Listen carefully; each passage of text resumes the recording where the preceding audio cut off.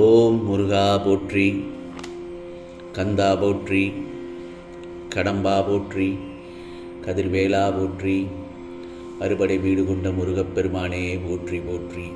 என் செல்லமே, உன் மனதில் இருப்பதை அப்படியே சொல்கிறேன் கேள். இந்த முருகப்பெருமான் இதை கேட்கும்போது, நான் சொல்வதை நீ கேட்கும்போது ஆச்சரியப்படுவாய் என் செல்லமே. முருகா சரணம், முருகா சரணம் என்று பதிவு செய்து நான் சொல்வதை கவனமாக கேள். இதோ நீ செய்த கர்ம வினைகளால் உனக்கு ஏற்படும் சுகத்தையும் துக்கத்தையும் நீ அனுபவித்துத்தானே ஆக வேண்டும். இருப்பினும் விதியால் நிர்ணயிக்கப்பட்டதை நம்பிக்கையும் பொறுமையும் இருந்தால் சுலபமாக அதை நீ எதிர்கொள்ளலாம். புரிகிறதா? நான் சொல்வது என்ன தெரியுமா? முதலில் நீ பொறாமையை வென்றுவிடு. நீ வெறுக்கும் மனிதர்கள் வளம் பெற்றுவிட்டால் உனக்கு என்ன நஷ்டம் ஏற்பட்டு விட்டது? ஏன் கேடு செய்து அவர்களுக்கு நல்லது நடக்கிறது என்று பொறாமை கொள்கிறாய் நீ? அவர்களுக்கு அவர்களுடைய கர்ம பலன்களால் கிடைத்தது அது. அவர்களை போன்ற பதவி, அதிகாரம், பணம், செல்வாக்கு எல்லாம் உனக்கு கிடைக்க வேண்டும் என்று எண்ணுவதால் தான் உன்னை தேடி வரும் நல்லதை நீ தவற விடுகிறாய். நான் சொல்வதை சற்று கவனமாக கேள். எல்லோரும் ஒரே மாதிரியாக வாழ முடியாது இந்த பிரபஞ்சத்தில். அவரவருடைய கர்ம வினைகளின்படி அது ஒவ்வொருவருக்கும் மாறுபடும். அதே சமயம் உனக்கான நல்லதை யாராலும் தடுக்கவும் முடியாது. புரிகிறதா? இந்த பிரபஞ்சத்தில் நிறைய பேர் உன்னை விட மிகவும் பயங்கரமான கொடிய துன்பங்களும் துயரங்களையும் அனுபவித்து வருகின்றார்கள். இருப்பதை வைத்து நீ மகிழ்ச்சி அடைந்து கொள். உனக்கு நல்லதும் நலமும் நிச்சயமாக கிடைக்கும் என்று இந்த முருகப்பெருமான் அருள்பாலிக்கிறேன். நாமும் பாக்கியசாலிகள் தான். நலம் பெறுவோம். நலம் பெறுவதற்கு முயற்சியை மேற்கொள்வோம். அந்த எண்ணத்தை முதலில் மனதில் வளர்த்து கொள்ள வேண்டும். ஒன்றை இழந்தால் அதைவிட சிறந்த ஒன்று உன்னிடத்தில் வந்து சேரும் என்பது நிதர்சனமான உண்மை அல்லவா? இப்பொழுது நீ இழந்தது உனக்கு நல்லதல்ல என்பதை காலம் ஒரு நாள் நிச்சயம் உனக்கு சுட்டிக்காட்டும். ஆகையால் நீ நம்பிக்கையோடு காத்திருக்க வேண்டும். உனக்கு நல்லதைத்தான் நான் நடத்தி காட்டுகிறேன். ஏனென்றால் என்னுடைய செல்ல பிள்ளை நீ. சில நிகழ்வுகள் அதன் காரணங்களால் உன் புற கண்களுக்கு விளங்காமல் அகப்படாமல் இருக்கலாம். ஆனால் அவற்றின் கருவூலம் முதல் அந்தம் வரை உன் அகக்கண்களுக்கு நன்றாக தெரியும், புரியவும் செய்யும்.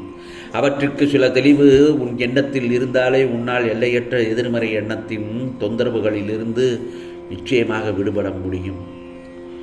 ஆகவே பயமில்லாமல் உன் காரியங்களை செய்யத் தொடங்கு. பயமில்லாமல் உன் காரியங்களை நீ முதலில் செய்யத் தொடங்கு என் செல்லவே. எல்லாம் உன் கையில் இருப்பதாய் நினைக்காதே. உன் வாழ்க்கையில் எழும் அனைத்துமே முந்தைய பிறவியின் எதிரொலிதான். எல்லாம் சரியாகிவிடும். பயப்படாதே. பயமில்லாமல் உன் காரியங்களை செய்யத் தொடங்கு. எல்லாம் உன் கையில் இருப்பதாய் நினைக்காதே என்று நான் மறுபடியும் உனக்கு எச்சரிக்கை செய்கிறேன். பார்ப்பவர்கள் என்ன நினைப்பான் என்று பயத்துடன் வாழாதே.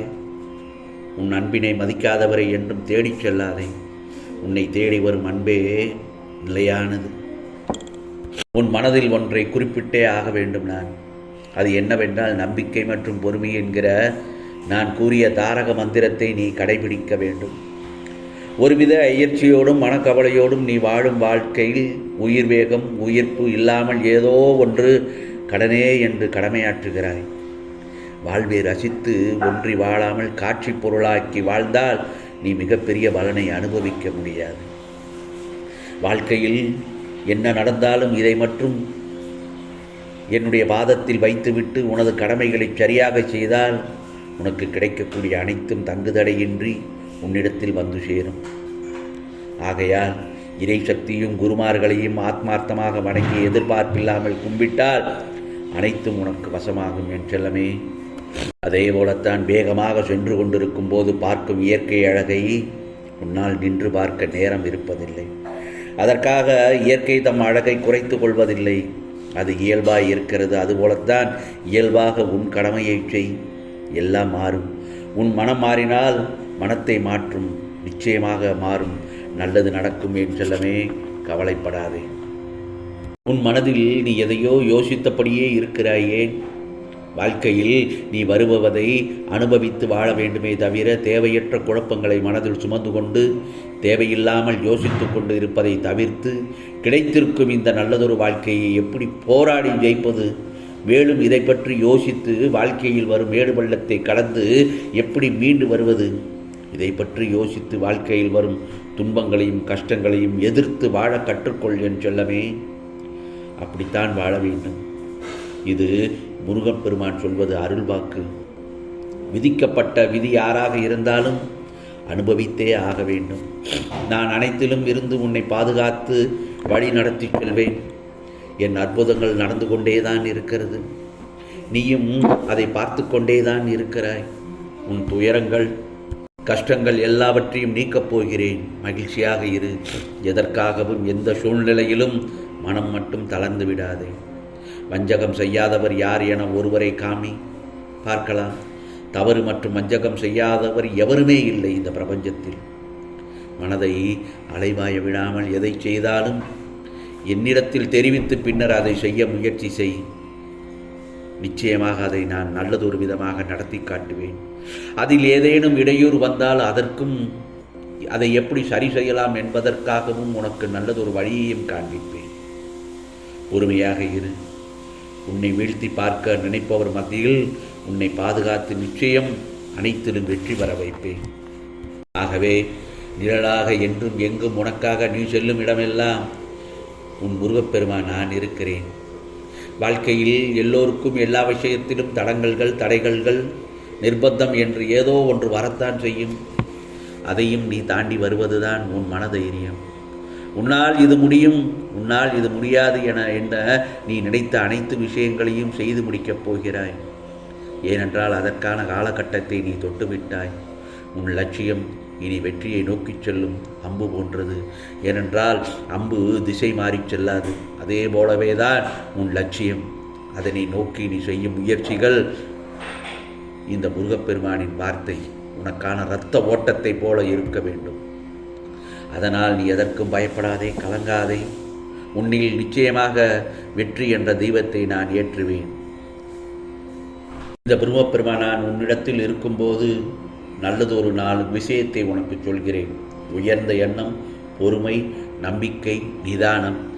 இந்த 4ஐ மட்டும் உன் வாழ்க்கைக்கு வழிகாட்டும் கருவியாக எடுத்துக்கொள். பாதையில் அதை கவனித்து கொண்டே சரியான பாதையில் நீ சென்றால் நிச்சயமாக உனக்கானது எல்லாம் நல்லதொரு விதமாக அதிசயமும் அற்புதத்தையும் உன் முருகப்பெருமான் நடத்தி காண்பிப்பேன். ஆம் செல்லமே, இது முருகப்பெருமானின் அருள் வாக்கு, சத்திய வாக்கு. உனக்கானதெல்லாம் நிச்சயமாக நல்லது நடக்கும். நல்லது மட்டுமே நடக்கும். அதுவும் நன்மையாகவே இருக்கும். ஓம் சரவண பவ. ஓம் சரவண பவ. ஓம் சரவண பவ.